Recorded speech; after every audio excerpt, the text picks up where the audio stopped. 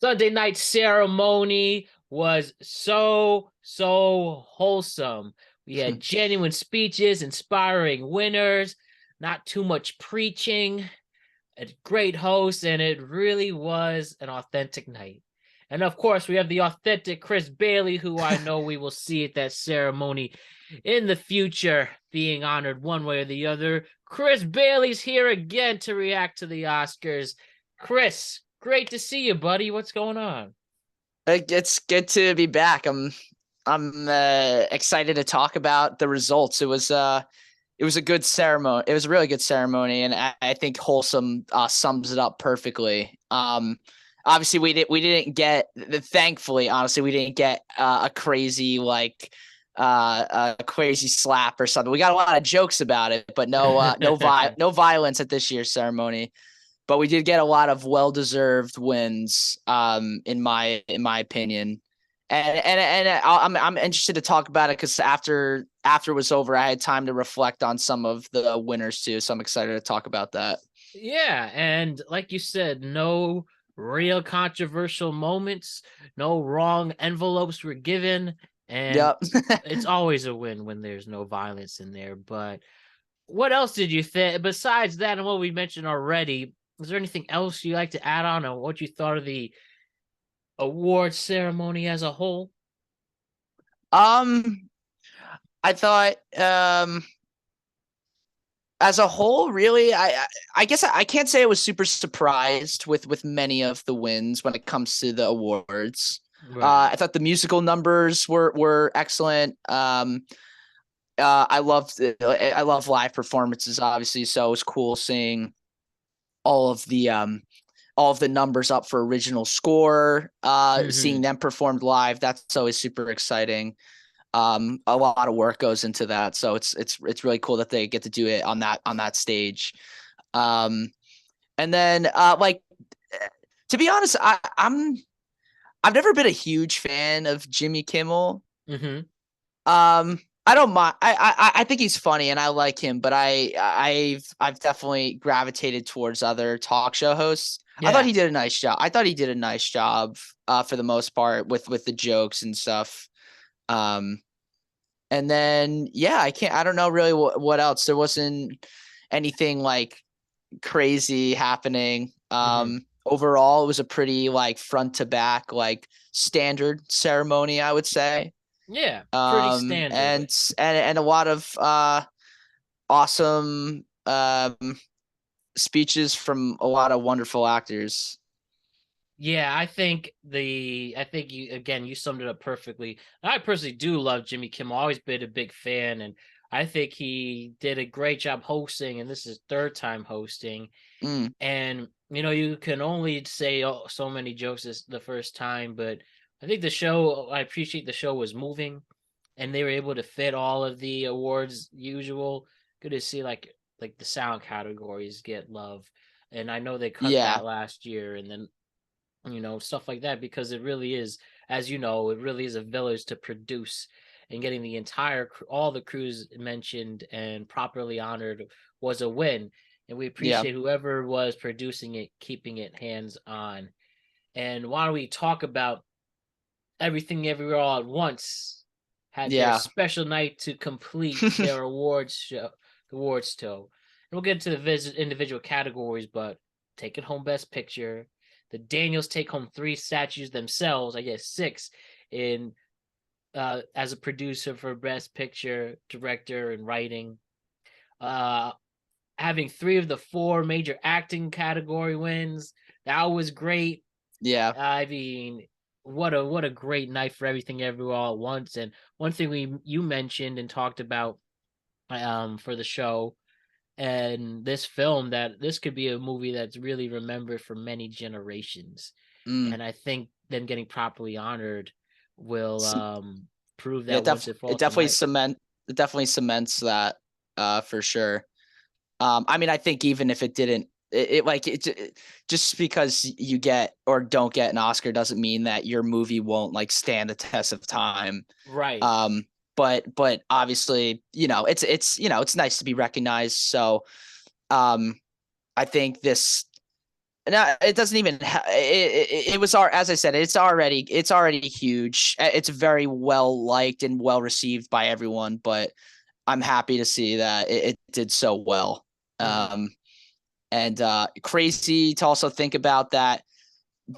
They 3 out of the 4 actor categories were taken home by that crew, and then Brendan Fraser, who took home the whale. That means we have 4 A24 best actor, actress, supporting actress, supporting actor. A24 took all of those home, so that's pretty crazy. I'm a huge fan of that studio, so that was really cool to see. A24. They were only founded in 2012 and have now produced all these classics, and they're the most exciting studio, hands down. Oh yeah. And like one thing you talked about, like for like Bo is what? Beau's Afraid. Bo is Afraid is gonna be an A24, and Yeah. the list goes on and on. But yeah, A24 really showing how much they're a player in this game. And what do you think is the thing that makes A24 stick out from all these other major studios? Something like Warner Brothers celebrating the 100th anniversary. That was cool to see in their in the ceremony. I know Paramount's over 100 years old. Disney's is approaching 100 years old, and now you have this player in the game. Like, what do you think A24 makes them stick out beyond everything? I mean, I just think they really, I think it seems like they take the time and they care about the projects that they put effort into. Like when cultivating a team for these projects, they really get the right people for these projects. And they're a very versatile company. They tell stories of all kinds. And it feels like they have a unique voice, or they pick artists who have a unique voice to deliver these stories to us. And so it's just a lot of really well done material across the board in every department. It seems like everyone is excelling and making the best product they can possibly devise. And yeah, they're just they every time you see A24, it's that the logo and it wipes across on screen. You can't, at least for me, I can't help but be excited because I know I'm getting something that's very, most of the time, very like special and unique. And even if it's not the best thing I've ever seen, it still most of the time makes me think afterwards. You definitely get goosebumps when you see the A24 logo. Yeah. And I think it's just they really know how to trust creatives. They give them the creative space. They're patient with it. And pretty much every A24 is a true original. And being now a legitimate mainstream this film distributor studio, and this is coming from A24, a New York based film company as well. And nothing against these other classic studios, your Warner Brothers, Paramount, Disney, list goes on and on, but we know the elephant in the room is there's a lot of, at least at this time of life, there's a lot of franchises and sequels and Yes. superheroes. And not that there's anything wrong with that, because they do create quality content, but we really want some original filmmakers and show the creativity of film and showing that aspect of it. And studios like an A24 produce that, and Neon's another good one, for example. Yeah. But that's, you don't have to specifically go to indie theaters to see these original works. They show the masses this, and A24 just does it from time and time again. And I just hope they never get bought out or anything like that. Yeah. Now, just to add on just a little more, it's like these bigger studios, they've developed some, obviously a huge reputation, but in terms of like Marvel, for instance, or something like that, like you sort of have to cater to specific demographics, where with this, they can be comfortable knowing that, like, because of the name that they have now, they can make a movie, and it might not be everybody's cup of tea, but they will get people in the seats because of their name now, and they will put something out of the ordinary on screen, and it'll make you think, and like it seems like they're sort of like a pot for like cult classics and stuff like that. It just seems like they're sort of cooking up a bunch of really exciting things that I think will have that will leave like a legacy, and they'll continue to build their legacy with these awesome films. Definitely let them cook, and the future is bright with A24. Yeah. And I think it's fair to say we'll see them as contenders for years to come. Now, I do want to hit on the acting categories really quick. I mean, we had two amazing comeback stories get completed in this award ceremony. First, Ke Huy Quan, from Short Round to the Goonies, Encino Man, to leaving the spotlight and him feeling outcast from the Hollywood community, working as an assistant director and then as a stunt coordinator.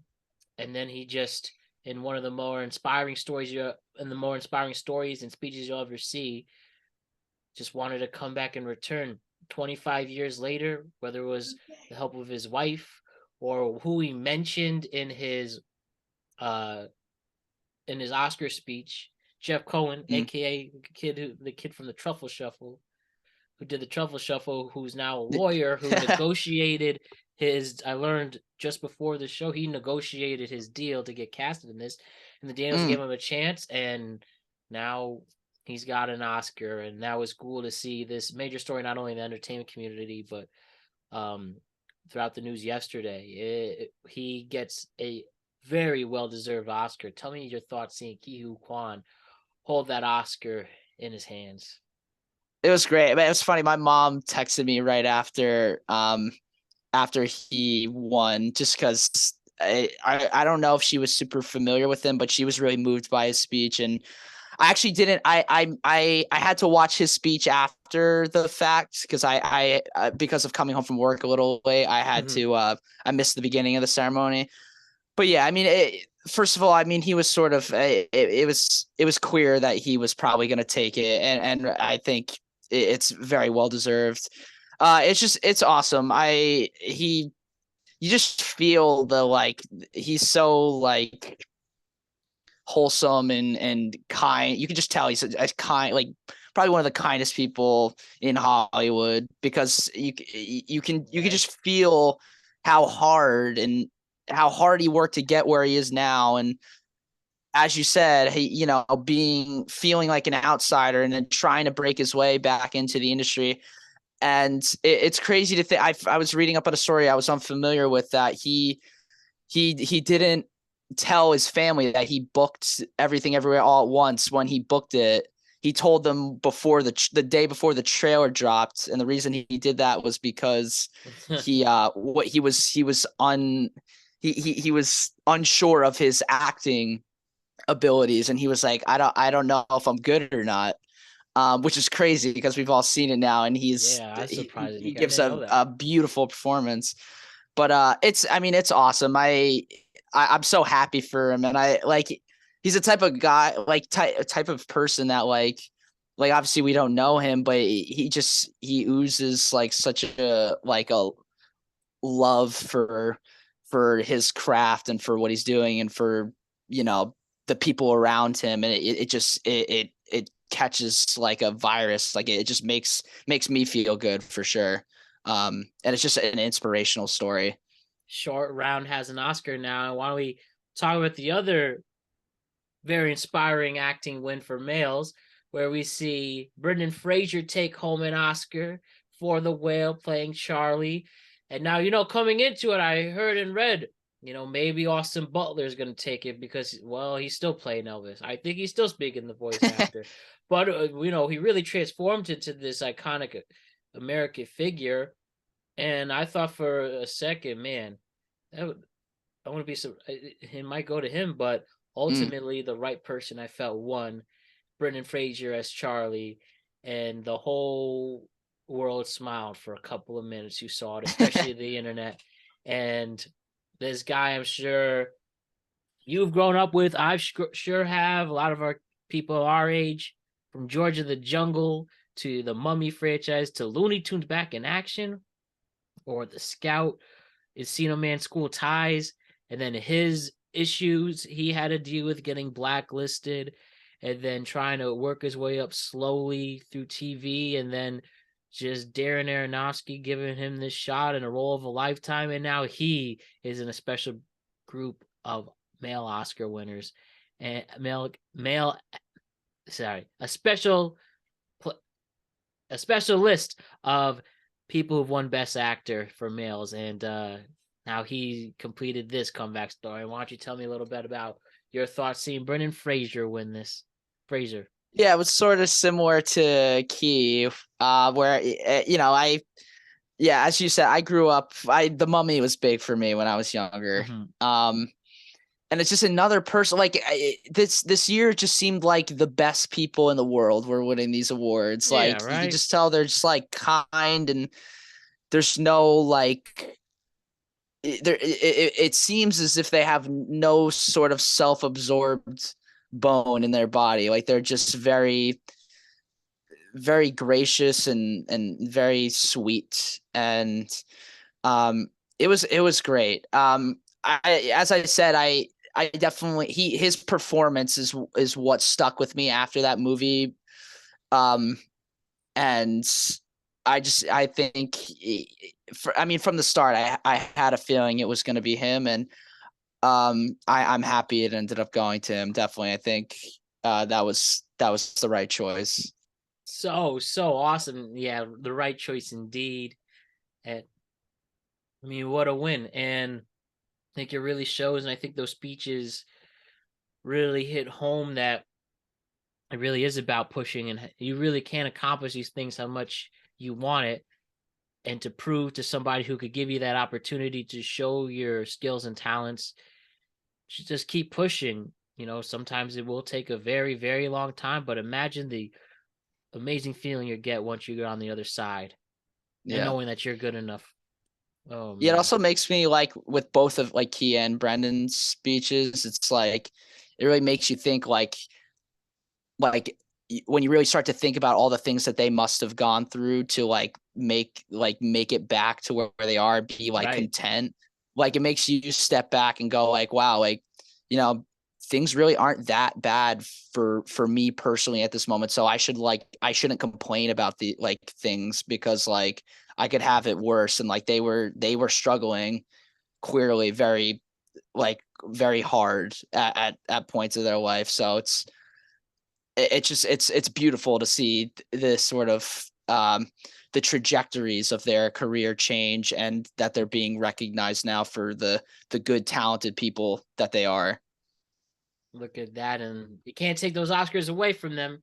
And Nah. also I think after such an awkward ceremony and how things unfolded, Will Smith winning Best Actor, slapping somebody and then winning Best Actor, and well, I don't know, that had a bad taste in my mouth. And then we see Yeah. these just absolutely humble people genuinely winning for the awards. And at the end of the day, and I know all these award ceremonies, some people have felt they've turned into preachy events, but it's supposed to honor the creatives and the artists and the crew. And at least, focusing here on the acting, the right people won. And now a good transition to honor our female actors who took home gold, both Everything Everywhere All at Once. Michelle Yeah. Yeoh takes it. How Yeah, about that? What do you think about this? Yeah, it's just like I'm a broken record, I feel like now, but it's just like they it's just a long time coming, it feels like. Um and I mean, it was so clearly, at least in my mind, I mean, all the other nominees were excellent, but it just seemed like it was her time. Like you could just feel it. And she took it home, and I mean, I'm thrilled about that, honestly, because she carries that movie. I mean, there's so many different parts, but she's like the core, the heart of that movie, and she succeeded in every imaginable way. Right. And it's just awesome. I'm just happy with it. And Jamie Lee Curtis too, this Yeah. Hollywood veteran, goes from Scream Queen to winning the Oscar. And I know some people felt mixed about her winning, but we predicted that she would ultimately win it, and I think she was playing a great antagonist and as somebody you felt for at the end. And she won an Oscar, and I appreciate her speech honoring the hundreds of people who worked on that film. But Yeah. do you have anything to say with that? Some people felt mixed whether it should have gone to Angela Bassett, who's an amazing actress herself, but she was a huge favorite into it too. But is there anything to that you think is worth commenting on? Yeah, that was actually one of the ones that was the one category that I sort of like reflected on after that. I know we talked about, like, I had a feeling it was probably, there was a good chance it might go to her or Stephanie Sue, Mm-hmm. like, which we talked about. Yeah. But thinking about it, I think she's great in the movie. I really do. And I really like her character in it. But the more I think about it, I almost feel like I would have liked to see an Angela Bassett or Mm-hmm. a Stephanie Sue win. Stephanie Sue only because I guess more screen time doesn't warrant an award, but like she was just so fantastic as Evelyn's daughter, and she's also sort of like they're like the two, like she plays like, another piece of like the heart of that movie. Yeah. And she just has so much to do in it, and she's got a lot of responsibility in like in being like the villain of that story, but also trying to make us she has to try to make us understand why she's doing the things she's doing. And I think Yeah. Get those motives out. she was extremely successful in that. And then Angela Bassett, I feel bad for him because she gives such a like fierce performance in Black Panther, and I'm wondering if like because it's a Marvel movie, they like took it less seriously, which Right. like I feel like they normally do. But like I feel like, I don't know, I just feel like the Academy should like, if that is the case, they should put that aside because you can separate a performance from the movie. Like The Whale, for example, I didn't think Yeah. The Whale was an amazing movie. I enjoyed it, but I mean, you can't deny Brendan Fraser's performance, and that is like otherworldly. Right. And then so I feel like you should be able to do the same thing with a Marvel. Like, I'm just speculating. I don't know if that was the reason that maybe she didn't secure the win, but if that is the reason, that would kind of annoy me a little bit because she really is fantastic in it. And it was just you could see it on like the when they presented that award, you could see she definitely was very She was upset. disappointed. Yeah. And like I don't know, I would be too. I believe she's been nominated for several Oscars, correct? Yeah, I think she's definitely a multi-time nominee, and she's been around since the '80s, and coming from a great acting background as well, and classically trained. And it's tough, and the more older I get, and I do appreciate the Oscars, and I do enjoy them a lot. I mean, look what we're doing now from that. But I also, like you said, it made a great point that an Oscar doesn't really dictate if a movie is good or not. It's about how much you enjoy it, regardless of the awards after the fact. And yeah, Yeah, sometimes you could say it's a popularity contest. Maybe some people think some people get Oscars because of their longevity in Hollywood as well. Maybe that's yeah, the case for Jamie Lee Curtis. I don't know, but I think it is fair to you make some fair opposition on that sense too. And you only wish they could give multiple Oscars, I guess, yeah. in a category. And I'm by no means mad about it. I was just like, Oh yeah, yeah, I got to think like, Jamie Lee Curtis is awesome, but I got to thinking about it, and it was like obviously we were correct because we assumed that one of the Everything Everywhere ladies would win. But yeah, it was just some thoughts I had after she had won. yeah. Well, it's never too late, and as they're on the road to the next Oscars, hopefully the right people in those categories get probably recognized. And Yeah. transitioning to that, whether it's also the supporting actors category, do you feel there were any snubs off the top of your head that you thought of that didn't get an award on Sunday night? I For know, any category? yeah, for any category. And Uh, one thing, if I can start, yeah, sure.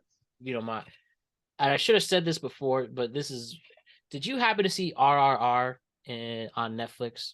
I haven't yet, but I've heard great things, and I plan on watching it. Yeah, that was a movie that took home best song, Yes. and awesome. They could have a great dance that goes along with it, and that is as epic as it gets. I mean, there's a lot of movie.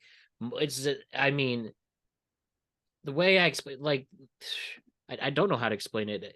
It's to just to say the plot. It centers around the fictional versions of two Indian revolutionaries, and their friendship as they fight against the British Raj during World War One. Mm. And this movie includes, it's a musical, it's a action thriller, it's a hardcore romance. I mean, and it really justifies its 3 hour runtime. And that didn't actually get nominated for Best International Feature. And I honestly thought it should have gotten nominated for Best Picture.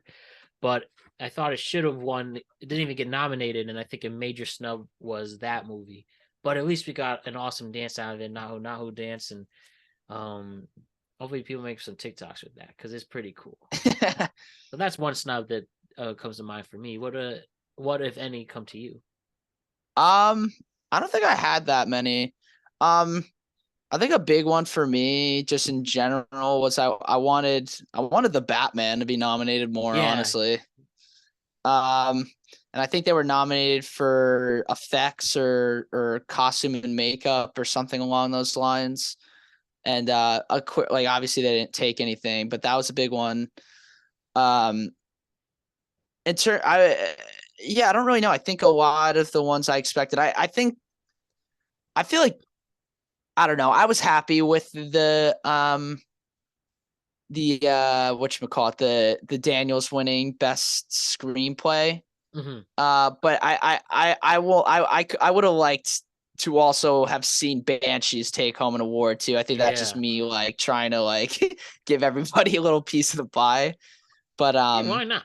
I but think that was a fair I think input from I every think every Banshees fan. is excellent, and I wish it took something. Mm. I mean, but that could be said for basically everything.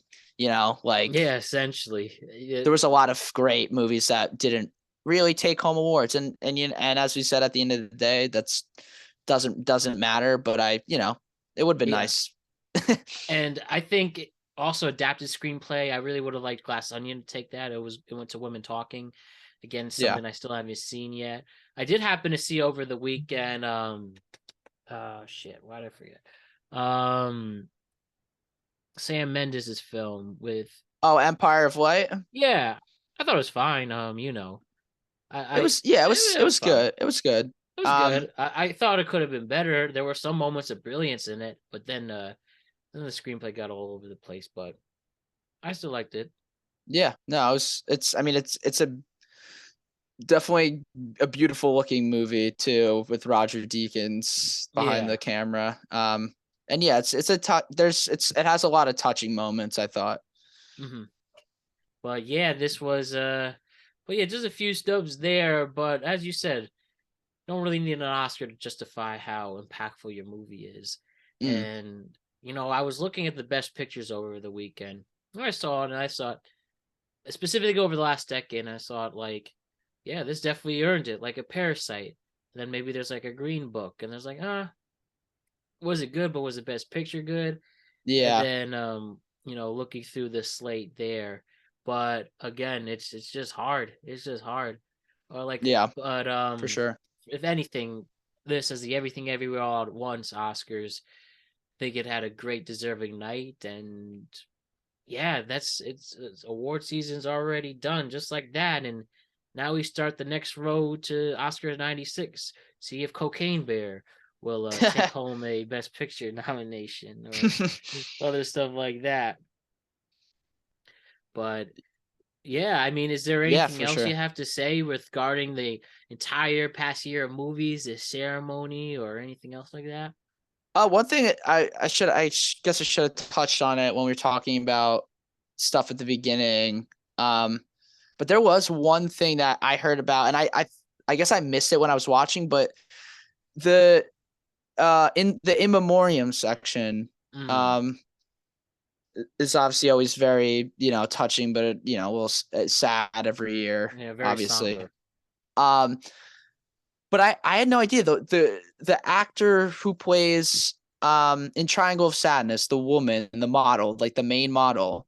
Yeah. Um, her name is, I believe her name is Charles B. Dean or Charlie B. Dean. I Hmm. might be pronouncing it wrong, but she Charlie B. passed Dean. Yeah. away. She passed away before Triangle of Sadness released, and she was not included in the in memoriam. And I was talking about that with someone Oh yesterday, yeah, I and see it right here.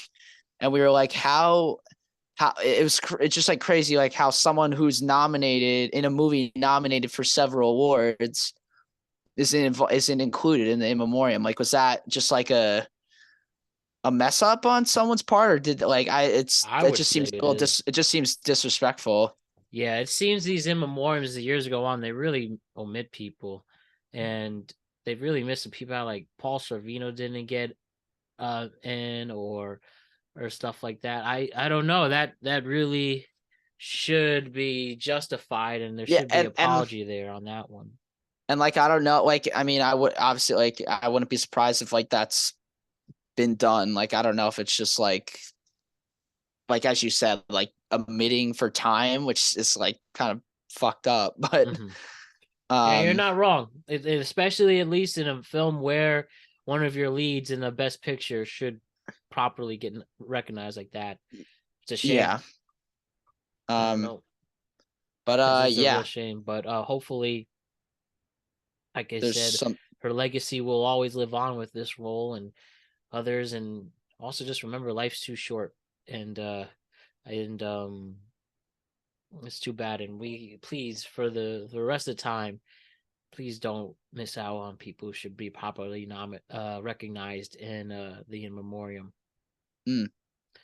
But at least on a lighter note, we can like I said, on the road to Oscars '96, see if Cocaine Bear could take it, or Bo is Afraid, which Right. probably I would assume is a legit contender. Yeah. Or if you Yeah, want to mention Chris, also, I'm sorry, you were about to say something? oh no, I was just gonna say I feel like the most of like the contenders, potential contenders start to show themselves like mid-year to late year. So we have Yeah, some time to like sort for of sure. Especially in the yeah. fall is when they Yeah, come out. definitely. And until then, we'll enjoy our nice summer film. We'll start our spring slate of films, some summer blockbusters, and then before you know it, it's Oscar seasons once again. But to close this, Chris, you talked about being featured in a film, Yes. a big studio motion picture this summer, and coincidentally, the trailer dropped. So I think it's fair for me to ask, do you want to explain the movie you're about to be in this summer? Yeah, sure. I won't get into like what I'm playing or like plot because I Yeah, obviously don't want to spoil anything. for sure, for But sure. as I said, it's a small part, but it's like I probably got around like six lines. Um, Hey, that The movie's called No Hard Feelings. It is starring Jennifer Lawrence and ooh, Andrew Barth Feldman.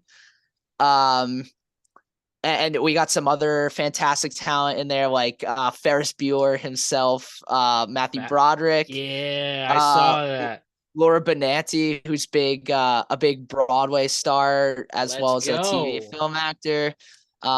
And oh, I forget his name. I know his first name is Ebon. I forget his last name, but he's in The Bear. He plays Richie in The Bear. He's in it as well, Oh so yeah. that's exciting. But um, yeah, it's like a original raunchy rated R comedy.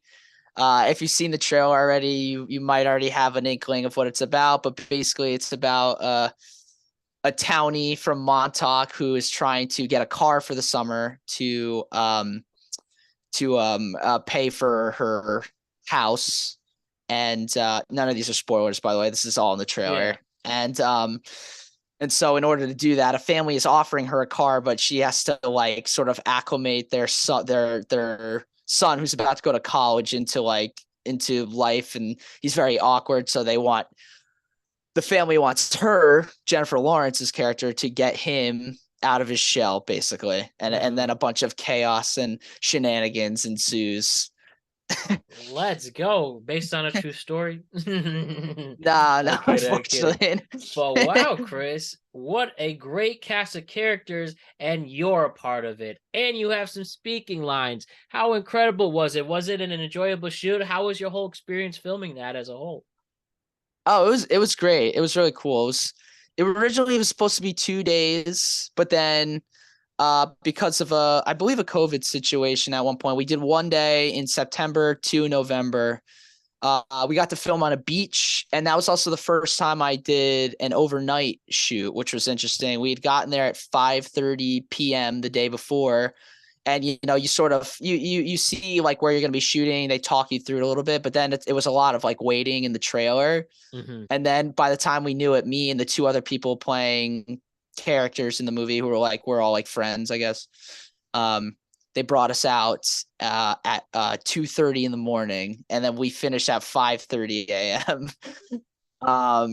So that was super interesting. I'd never done something like that before. And then in November, first time experience with like a blue screen and like a set. It was cool. They had like built a beach set. And there was some choreography and stuff. It was the first time ever too that I had a stunt double, which is cool. Chris has a stunt double. This is how legit it's going. Like I said, Chris, there's going to be a day in the near future I'll be talking about you getting nominated. You're going to be part of that big room. I mean, wow, Chris, that is so awesome. Congratulations. I Thank know, you. and lots of us know it's the first of many. And what a great opportunity for your career, Chris. And this is only beginning. Yeah, it's really exciting. I'm just very grateful and lucky that I've had the opportunities that I've had thus far. The movie comes out, I believe, June 23rd. So, grab grab your family members or your girlfriend, boyfriend, whatever, and check it out. We'll see. I'm interested to see like how it is like cut together, or like what they show. It's just like it's very, you have no idea, so you don't really know until you really sit down and watch it. What an incredible story, Chris. This is cool. Can't wait. I will be going to the movies that day to see you. Hopefully I have enough time to get your picture in there. We get some stills in there to show you off, and future's bright for you, my friend. But Chris Bailey, thank you so much for covering the Oscars with me. We will stay in touch. This is the best. Oh, you're the best, man. This is great. We're gonna stay in touch and let us start a whole new year of cinema.